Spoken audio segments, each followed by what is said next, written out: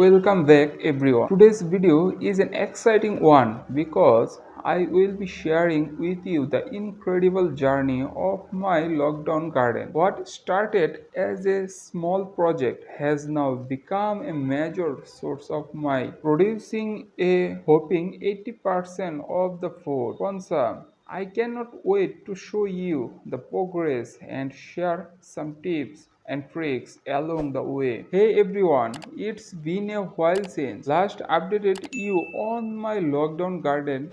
As you may recall, I started this project during the early days of the pandemic when we were all forced to stay at home. I figured it would be the project time to grow my own food and become more self-sufficient.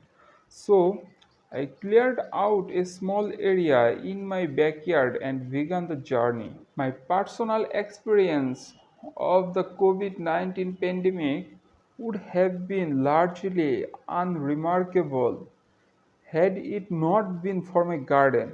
Like many people, I lost my income. My husband lost his income too. As a self employed couple in the event and tourism industry, we spent 3 months waiting for financial aid, wondering how on earth we would get by with two children aged 2 and under, but finding help and generosity in loyal friends and customers that watched wicked living room gigs on Facebook Live, we discovered a new role of ourselves and quiz masters, seeking donations from spectators and players who felt insulted to help out a little. And once my husband had made an album of some song in record quick time. We turned our during we turned our dining table into a production line of homemade CDs. Using our once weekly grocery shopping trips to stop by the post office to send off the next batch of orders. Like many, we worked out how to run trams without the usual distracting activities and breaks from the home. I continued to attend regular medical appointments to treat chronic illness, getting to know the sanitation drill like the back of my thoroughly scrubbed her hand, and we celebrated our son's first birthday at home with all the party props in place but none of the guests. We even got sick in the beginning, really sick, all four of us at once. No outside help and no round trips to family members' houses. We blacked down, and somehow parents stick children between shelves, sweat, cot, and God knows what. Our neighbors from two doors down, both, both in their 80s, posted us information on local delivery service for self-isolating families. Initially, I started with a few raised beds and containers. Since I did not have much gardening experience, I opted for vegetables that are relatively easy to grow, such as tomatoes, lettuce, and herbs. I also decided to experiment with some vertical gardening to maximize space. Over time, my garden and I become more adventurous with my choice. I expand that variety of crops and incorporated different techniques like companion planting and crops rotation to ensure optimal growth. It was amazing to see how quickly everything started to come together. I decided a lot of time to learning about organic gardening and the importance of soil health. I focused on using natural pest control method and composting to create. It was a lot of trial and error, but it was incredibly rewarding to see my hard work pay off. Now let's talk about the most exciting part, the harvest.